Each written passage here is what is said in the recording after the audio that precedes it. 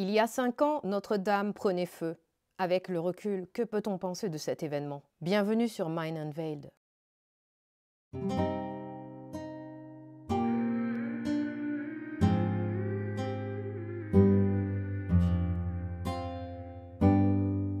L'histoire officielle nous dit que la cause de l'incident est liée à un court-circuit électrique.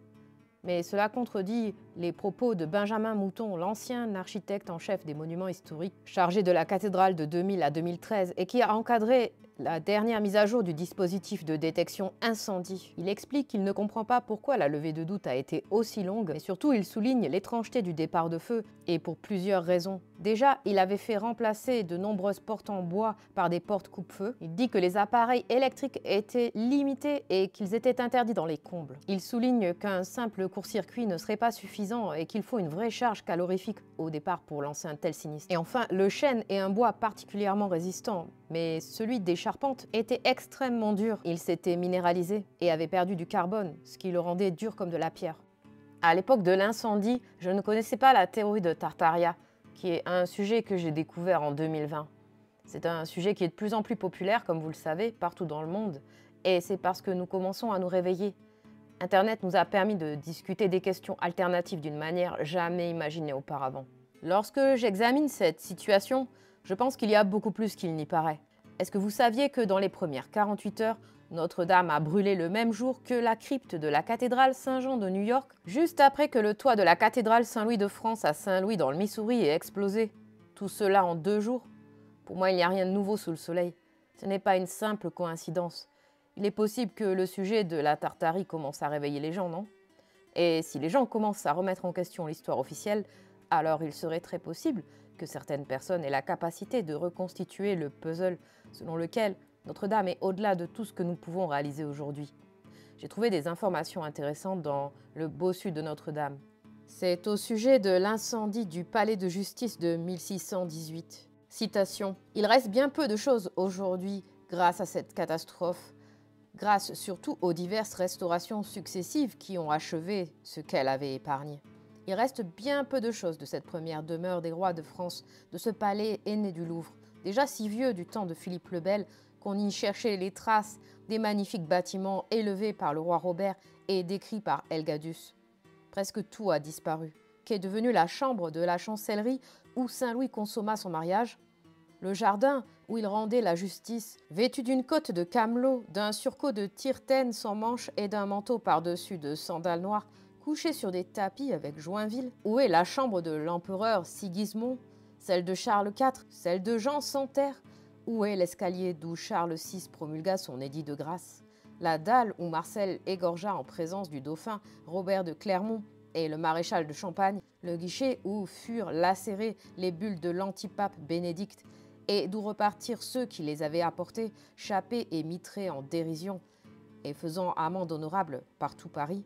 Et la grande salle avec sa dorure, son azur, ses ogives, ses statues, ses piliers, son immense voûte toute déchiquetée de sculptures, et la chambre dorée, et le lion de pierre qui se tenait à la porte, la tête baissée, la queue entre les jambes, comme les lions du trône de Salomon, dans l'attitude humiliée qui convient à la force devant la justice, et les belles portes, les beaux vitraux, et les ferrures ciselées qui décourageaient Biscornette, et les délicates menuiseries de Duancy? Qu'a fait le temps? Qu'ont fait les hommes de ces merveilles? Que nous a-t-on donné pour tout cela, pour toute cette histoire gauloise, pour tout cet art gothique? Les lourds cintres surbaissés de Monsieur de Brosse, ce gauche architecte du portail Saint-Gervais? Voilà pour l'art. Et quant à l'histoire, nous avons les souvenirs bavards du gros pilier, encore tout retentissant des commérages des Patrus. Ce n'est pas grand-chose. Revenons à la véritable grande salle du véritable vieux palais.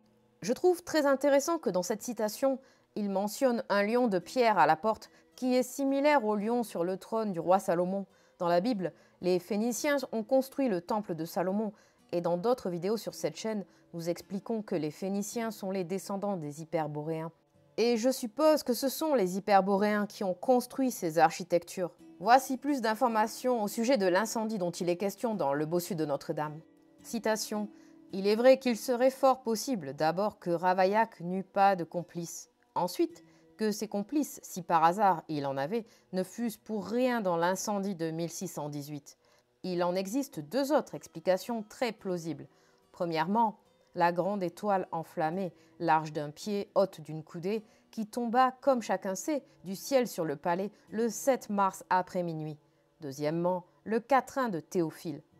Certes, ce fut un triste jeu quand, à Paris, Dame Justice, pour avoir mangé trop d'épices, se mit tout le palais en feu. Quoi qu'on pense de cette triple explication, politique, physique, poétique, de l'incendie du palais de justice en 1618, le fait malheureusement certain, c'est l'incendie. Notre-Dame est l'un de ces édifices tartares. Maintenant, je pense que c'est plus que la Tartarie, alors ne nous perdons pas dans la sémantique. Je ne fais référence qu'à l'ancienne race hyperboréenne qui est à l'origine de cette incroyable architecture. À Paris, l'architecture était encore plus étonnante. Qu'est-il arrivé à tous ces bâtiments? Et ce n'est pas le seul exemple d'un bâtiment de type tartare qui a brûlé. Prenons l'exemple de la cathédrale Saint-Martin d'Utrecht aux Pays-Bas. Celle-ci a brûlé en 1253. Elle a été fondée par le clergé franc vers 630 et elle a été détruite par les Normands au IXe siècle, puis reconstruite au Xe siècle, détruite par un incendie en 1017, puis reconstruite à nouveau en quelques années. Elle a été partiellement détruite par un incendie en 1253. La basilique Sainte-Marie de la Mer à Barcelone.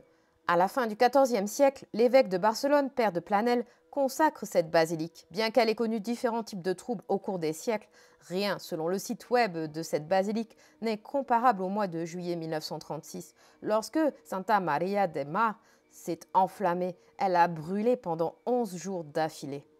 Il y a beaucoup d'autres exemples, il suffit de consulter le sujet et vous obtiendrez certainement des informations intéressantes. Et si Paris était autrefois beaucoup plus belle?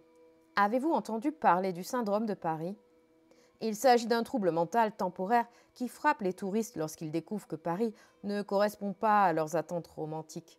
La dissonance entre le mythe de la ville et sa réalité est apparemment si grande qu'une sorte d'effondrement psychiatrique se produit. Paris se présente comme un endroit parfait, une utopie avec une belle architecture et des gens encore plus beaux. L'illusion est brisée dès que les touristes débarquent à Paris et parfois même la panique s'installe. L'ambassade du Japon dispose d'une ligne d'assistance téléphonique ouverte 24 heures sur 24 pour aider les touristes touchés. En fin de compte, qui sait? Cela pourrait nous dépasser. Peut-être que cet incendie concerne une attaque directe contre l'Église catholique. Et pour ma part, je pense qu'il y a un lien entre la destruction de ce type de bâtiment et la suppression de notre histoire ancienne. Et si vous voulez en savoir plus sur la théorie de Tartaria, allez consulter la série de vidéos qu'on a fait sur le sujet.